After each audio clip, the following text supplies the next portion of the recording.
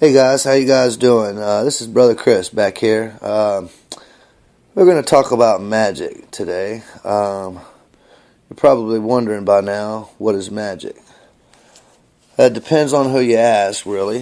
If you ask somebody in the TV magic industry, they'll probably say it's like stage tricks or illusions or, death-defying defeats or something like that. If you ask, fundamental Christians, basically, what it was, they would probably say the same thing. Or that it's of the devil or some kind of ill practice. But that's not really what it means. If you ask a magician what it means, it's the science and the art of causing change to occur in conformity with one's will. And that's pretty much a definition that magicians have probably went on for like thousands of years, seriously. So I'm pretty good with that. And it's pretty much accurate and inaccurate at the same time.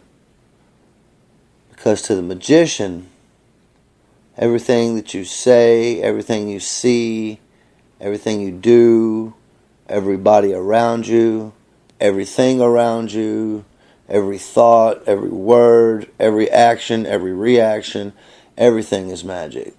So, that being said, eventually it would cancel itself out, so therefore nothing is magic.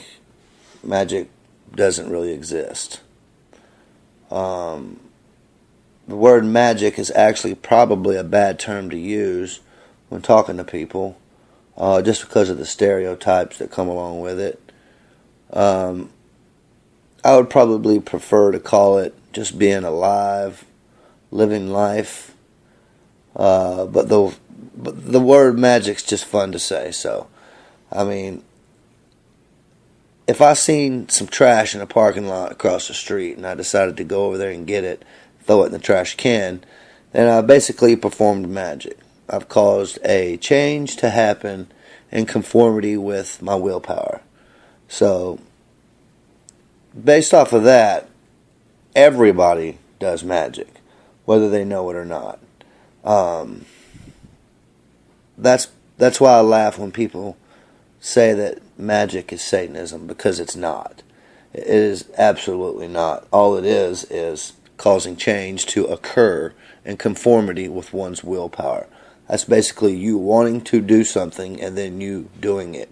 So, as long as it results positive, I don't see how that can be wrong at all.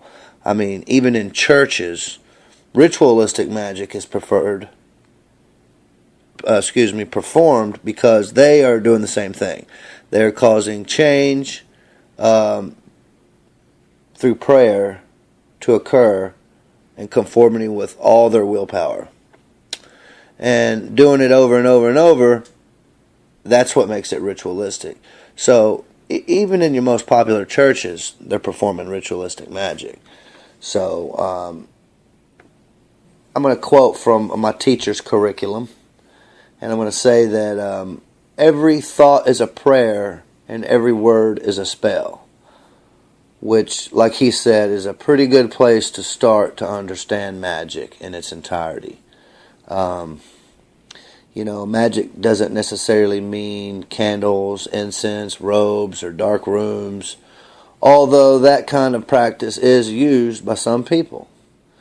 I mean, some people use candles, incense, music, light rooms, and, forms of unity of prayer as a form of magic in their own perspective.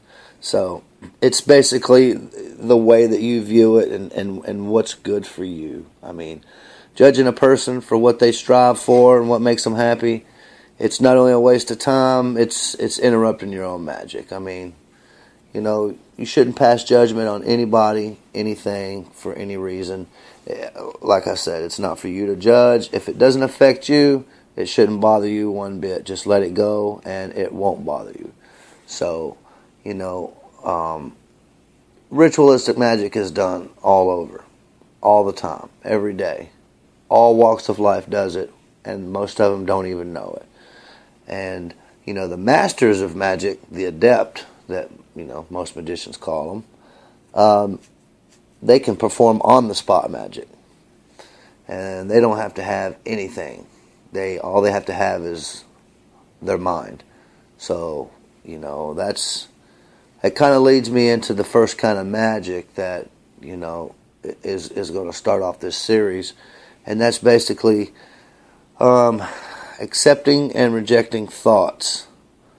By accepting and rejecting thoughts, you're basically just opening and closing the gates of your mind over and over and over again. And once you let something in there and the gate closes, it's trapped in there. The only way to get it out is for you to open the gate back up and get it out. So try to acknowledge your thoughts, and if you have a negative one, reject it. If you have a positive one, accept it. Do it over and over and over again, and after a while, because muscle has memory, what will happen is you won't even have to make a conscious effort on whether to accept or reject positive or negative thoughts.